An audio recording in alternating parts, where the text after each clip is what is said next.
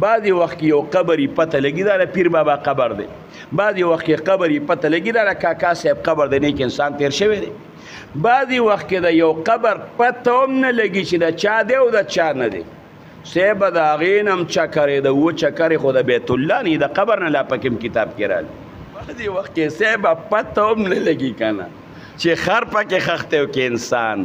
نو ما درته یو محبت دی او یو احترام د اولیاء الله سره به محبت هم ساتو او څه به هم کوو، احترام به هم کوو، بدې ودې به ورپسې نه وایو. خو نه، عبادت به د چا کوو؟ د الله. امداد به د چا نه غواړو؟ د الله نه. پوزه الله درکړه، سترګه الله درکړه، او امداد چې کوم دی د پیر بابا نه غواړي. او چې تا واز وکړي چې ای پیره بابا زما مدد وکړه، زما مدد وکړه، لږ سوچ وکړه چې ته وایې ای پیره بابا زما مدد وکړه، نو تا نه تپوس کوم دی کې پیر بابا شته؟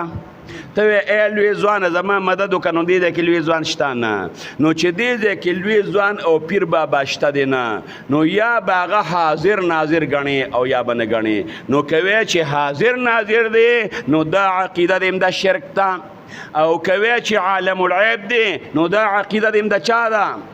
دا عقیده دیم قربان دا د شرک ته. نو دا خو د شرک عقیده شوی، دا خو د شرک بنیاد شو، د شرک بنیاد دی، بنیاد ده.